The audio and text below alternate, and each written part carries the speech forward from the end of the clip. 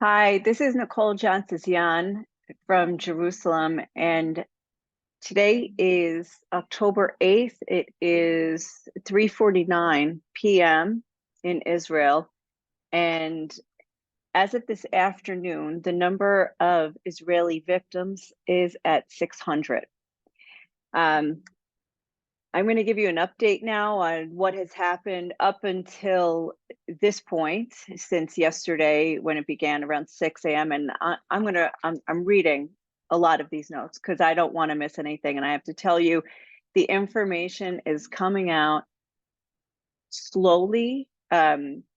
Slowly, we're piecing together what happened, but the information is actually coming out fast and furious, and it is extremely difficult to keep up. Every time I have a list of what to say, more things happen. So I just had to shut off the news for now and give you up to date as to what we know at now at 3:50 p.m. on October 8th, 2023 in Israel. The number of Israeli victims is at 650, and that is expected to continue to rise. Um, of the of the 600, 240 bodies were found in an open field. Young people, most of them in their 20s, unarmed, who were at an outdoor music festival. Across Israel, 2,000 people right now are injured, among them some listed in critical condition. We do not yet know how many civilians were slaughtered in their homes or on the streets. We have heard reports that some entire towns were destroyed. In one town, they released the name of 15 dead, but overall the numbers aren't clear. And I want to emphasize the situation is still ongoing. Make no mistake that despite this being 36 hours later, there are still terrorists on the loose in Israel, and there is still fighting in Israeli communities in the south. Most recently, at a checkpoint, at a intersection in a city that is north of the Gaza Strip. Reserves have been mobilized all across the country, and everyone in Israel knows somebody affected, whether killed, kidnapped, or in the army, or being called up for reserve duty. The IDF right now, since yesterday, is bombing Gaza, and Palestinians report, as of right now, 313 dead and over 2,000 wounded. So really, I think everybody here is in a state of disbelief. Here in Jerusalem, people are asking me, "How are you? Are you okay?" And the truth is, it feels like a normal day here. We're not having any sirens. There's no rockets, and there's no imminent danger that we know of. But that is also very deceiving because the situation is fluid and everybody across the country is exercising caution. Nobody knows what is going to happen next. So first, I'm going to give you a timeline of what has happened until now, and then how on earth it happened, and if possible, to express the absolute horror that people are going through today. Okay, so here is what we do know about this surprising, shocking, and unprecedented attack. At 6 a.m. on Saturday, October 7th, red alert, the rocket warning system was activated for Israeli towns all throughout the south and through central Israel, including Tel Aviv. Palestinians from Gaza took a bulldozer and broke through the security fence, the highly secure security fence, and let an unknown number of armed terrorists into Israel. So there they crossed by land, but they also arrived by air on paragliders flying over the border. Another group also tried to reach Israel by sea, from Gaza into the Mediterranean Sea, around the maritime border into Israel. And we know this thanks to Hamas's own videos and Palestinian videos that have been going viral on social media. So these terrorists got into Israel. They attacked a military base, or maybe two, on the border, the two crossings on the border, and apparently from there spread out to communities, towns, kibbutzes all across, all around the Gaza Strip in the periphery. And while all this was happening, thousands of rockets were being launched at Israel. There's different numbers. The military is saying, the Israeli military says it was over 2,000, and Hamas says it was 5,000. So there was red alert, but now, unbeknownst to anybody, there's also a major incursion.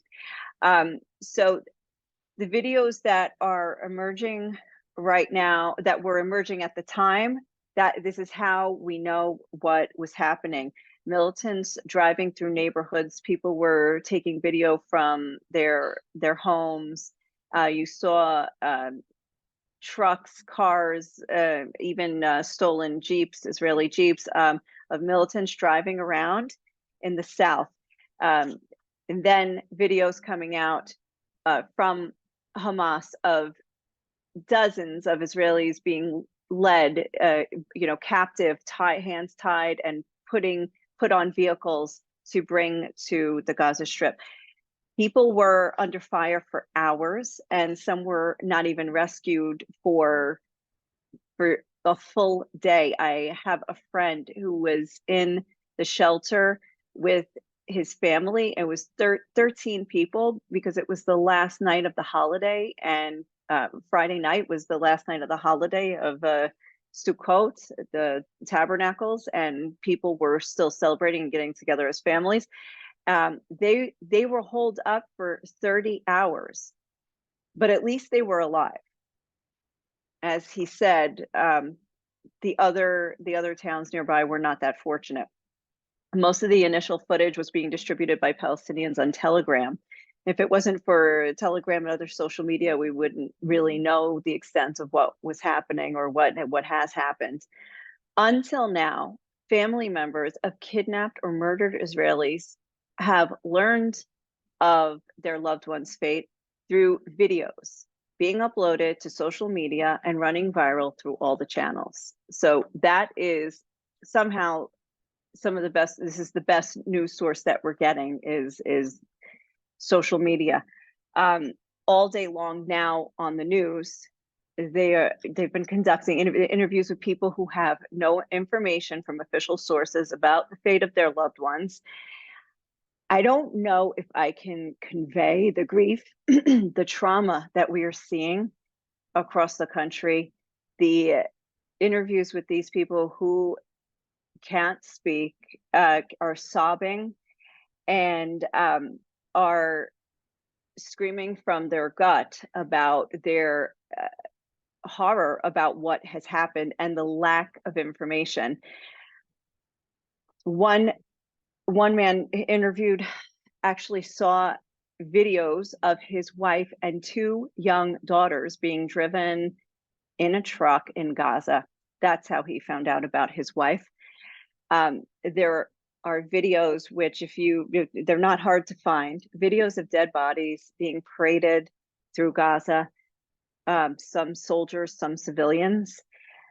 Other parents on the news described their daughter being whisked off on a motorcycle. They saw the video of their daughter being whisked off on a motorcycle, and that's how they knew that she was taken.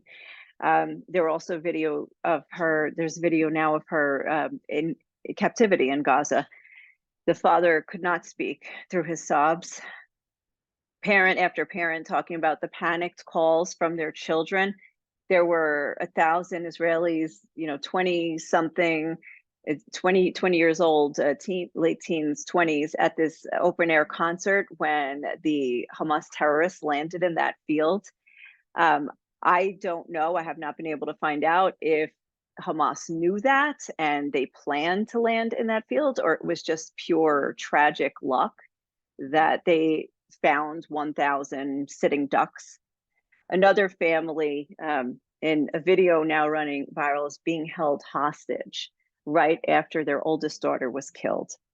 The younger kids are still trying to understand what happened, and the parents are grappling with their fresh grief. and they're being held hostage at the same time. As we're watching the news, they go to another interview. A man we know, Yoav, he is the head of the sports center at Shalva, which is a center for children with special needs. Our son goes there, and Yoav trains our son in basketball. His son, Ophir, was sleeping at a friend's house and was kidnapped.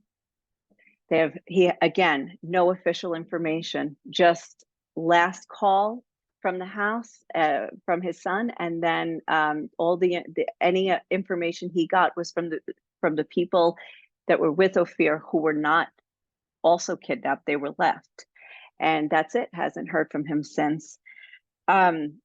Reports of slaughter in some towns, dead bodies, drive-by shootings, cars burned, turned over, abandoned on the streets. The extent of the carnage and the horror is still not 100% clear and won't be for a while. And there is no doubt that most of this amounts to war crimes. The Israeli military has been bombing Gaza. Israel has called their operation Swords of Iron, and Hamas has dubbed their operation Al-Aqsa Flood, which refers to the mosque in Jerusalem. This is probably worse on, taking into proportion the population of Israel. This is probably a bigger tragedy than 9/11. Casualties are expected to continue to rise. I mean, we're not far from the 1,000 mark. It's still unknown, and there are some operations. There's some fighting still going on, and it's not completely under control. So until it's under control and people go into certain towns, we still won't know a final count. We actually still don't know, or at least it's not being reported, are there still armed terrorists on the loose in Israel? And where are they? Are they on their way to Jerusalem? We don't know. Are they on their way to the north? Did they have another plan? What happens after the infiltration? Were they planning to get to other cities or to fan out? Did they already do that, some of them, while the others were getting caught in the south? So we don't know. How did this happen? How does what seems like a ragtag group of militants, just wearing regular civilian clothing, they're not a military, not a trained military. How do they surprise one of the world's most high-tech armies? How did they breach a highly secure fence that is supposedly sensitive to touch and supposed to alert the command center of a potential breach? Some 10 to 15 years ago, I went on a tour with the Israeli army of the fence that is around the West Bank. And I remember learning the sensitivity of the fence, that even if, a sheep walking by brushed against the fence, there would be an alert that the fence was possibly being breached. They also had very carefully, they had different areas, like leading up to the fence, there was sand, fine sand that could, would show footprints. So if anybody was walking there. So how this happened, and by the way, has it been repaired, or is the hole still there, and are people still able to get through? One of the things that came to light was Israel's defense system called Spot and Shoot. It's a remote controlled machine gun that's located every few meters around the Gaza border. The cameras are set up that allow the soldiers in the command center to monitor the fence, and they can use the machine guns to shoot at anybody trying to breach the fence. But what we learned today was that these towers were shut down by Hamas terrorists using drones that planted explosives on these towers. So it's basically like taking out the surveillance camera before you hold up a convenience store.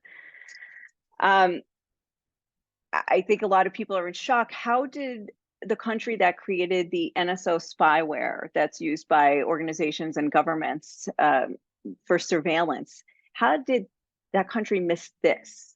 And how did Hamas not run out of bullets? But 36 hours later, they're still shooting. They're still engaged with the Israeli military. How many more rockets do they have? Where did they get suicide drones? Why did it take hours and in some cases a full day for people to be rescued? These are the difficult questions that Israelis are asking today.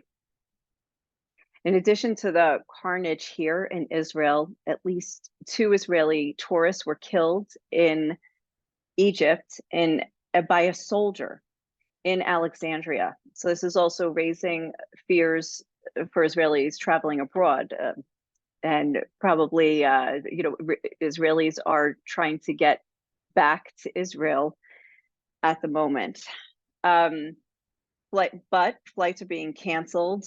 El Al is still flying, but most of the international companies have stopped flights to Israel.